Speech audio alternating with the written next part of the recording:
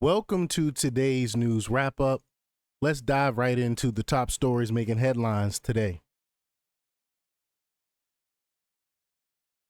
The Department of Justice, or DOJ, has initiated an inquiry into individuals and networks accused of stealing government property and threatening government employees.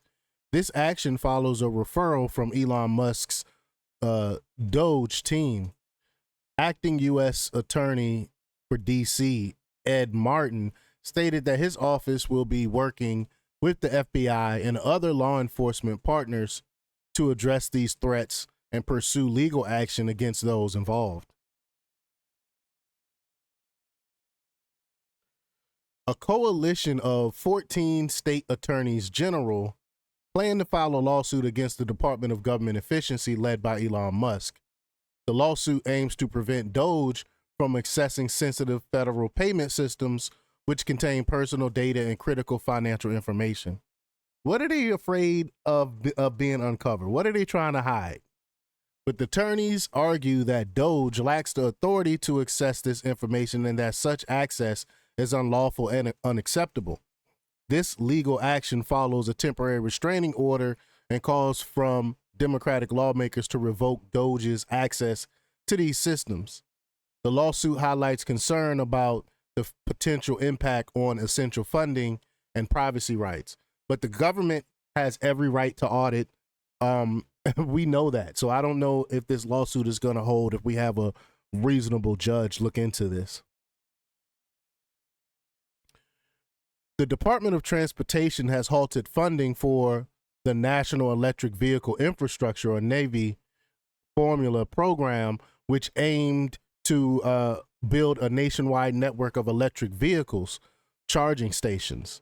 This decision follows an executive order by President Trump to pause all funds appropriated through the Infrastructure Investment and Jobs Act. The Navy program has allocated $5 billion to states to create an interconnected network of DC fast chargers supporting the Biden administration's goal of achieving net zero emissions by 2050. The suspension of funds requires states to submit new plans for approval before the Navy funds can be committed. The move impacts federal incentives for EVs and raises concerns about the future of EV infrastructure development.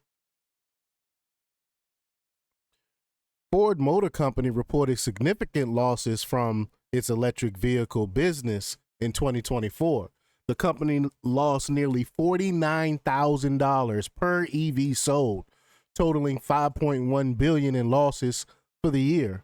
Despite these losses, Ford remained profitable overall due to strong earnings from its gas-powered vehicles and fleet services. The company exceeded Wall Street expectations with a $10.2 billion EBIT for the full year, driven by its Ford Blue and Ford Pro sections. The latest jobs report from the Bureau of Labor Statistics revealed a significant downward revision in job numbers reported during President Biden's final year in office. The Biden administration had previously estimated monthly employment numbers by an average of 626,000, raising concerns about the accuracy of the economic data presented. Well, I told y'all the numbers were going to go down when the reports came out, initially came out. But this overestimation was seen as misleading the public and policymakers, and it may have impacted the election by falsely bolstering the administration's claim of job creation. But everyone knew it was false anyway. No one believed it. The revisions highlight the need for transparent and accurate economic reporting. In a significant policy shift, President Donald Trump has authorized the Florida State Highway Patrol, or SHP, to take on the role of arresting illegal immigrants. This move is part of a broader strategy to enhance immigration enforcement at the state level, marking a new chapter in the administration's approach to immigration control. The decision aligns with recent actions by the Trump administration to intensify immigration enforcement. For instance, on January 23rd, 2025, the Department of Homeland Security expanded the authority of federal law enforcement personnel from various agencies, including the Drug Enforcement Administration and the U.S. Marshals Service, to implement the administration's immigration policies. This expansion was formalized through a memo from Acting Homeland Security Secretary Benjamin Huffman to Acting Attorney General James McHenry, granting these agencies the functions of immigration officers.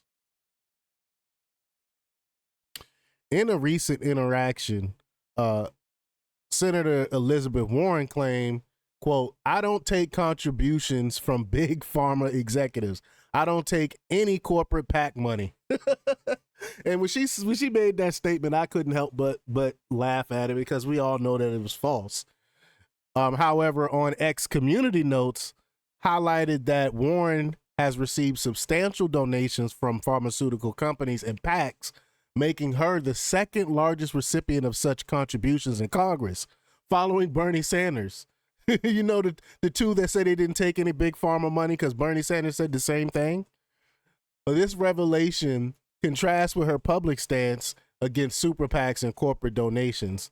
Notably, during her 2020 presidential campaign, Warren benefited from Persist PAC, a super PAC supporting her candidacy, despite her earlier commitment to reject such support. Well, I mean, who would have thought a politician actually lying? What? Are you for real? A lying politician? But Elon Musk, again, another story with him and Doge, has revealed that his team uncovered approximately $100 billion in taxpayer money wasted by the Centers for Medicare and Medicaid Services. After gaining read-only access to CMS's payment and contracting systems, Musk's team, in collaboration with two senior agency veterans, identified significant inefficiencies and potential fraud within the system. Now this makes sense, right? This makes sense why a lot of people in government are pushing back against Doge and trying to put a stop to this. They don't want this stuff revealed. But Musk emphasized the severity of the issue in a recent tweet, stating they wasted $100 billion of taxpayer money. This discovery highlights the need for increased oversight and reform within CMS to prevent further misuse of funds. And I definitely agree with that. But this is why they're trying to stop it. According to a report by the Western Journal, police officials in East Hampton, New York, have assured affluent residents that local law enforcement will not cooperate with immigration and customs enforcement in detaining or deporting illegal immigrants employed as domestic workers. This is funny. This is why they want to keep them. They're afraid they're going to lose their maids and their house cleaners and things like that. They don't really care about the people. They just care about getting the cheap labor. That's all they're worried about. But East Hampton Village Police Chief Jeffrey Erickson stated that the department lacks the authority to honor ICE detainers or administrative warrants and will not hold individuals on that basis. Really? Similarly, East Hampton Town Police Chief Michael Sarlo emphasized that their cooperation with ICE is limited to crime matters and noted that absence of ICE agents in the area. This stance reflects the Village Sanctuary City policies, which prioritize non-cooperation with federal immigration enforcement in civil cases. It's ridiculous. Tom Homeland, go ahead and send ICE out there. Let them do their job out there, because you're not going to get any help from the local people out there. Crazy. House Judiciary Democrats have raised concerns about potential conflicts of interest involving Elon Musk due to his involvement with the Trump administration and his role in the Department of Government Efficiency. They argue that Musk's financial interests in federal subsidies and contracts through companies like Tesla and SpaceX may violate U.S. laws that prohibit federal employees from participating in matters affecting their financial interests. But he's not technically a federal employee. He's a contractor. He got contracted to come in and audit the federal government. So I don't know if this is gonna hold. But Democrats have written a letter to Attorney General Pam Bondi requesting an investigation into these conflicts of interest, ensuring compliance with federal law. Additionally, Musk's wealth has significantly increased due to government contracts and funding, with his net worth growing by $64 billion since Trump's election. USAID-funded NGOs have been accused of facilitating unvetted illegal migration into the United States. George Soros has allegedly been instrumental in funding radical NGOs and nonprofits that contribute to migration chaos and destabilize Western societies. Y'all know how much I've been reporting on George Soros and the evil stuff that he do around the world. But he is accused of using taxpayer grants to bankroll activist groups that attack law enforcement and block ICE from deporting violent criminals.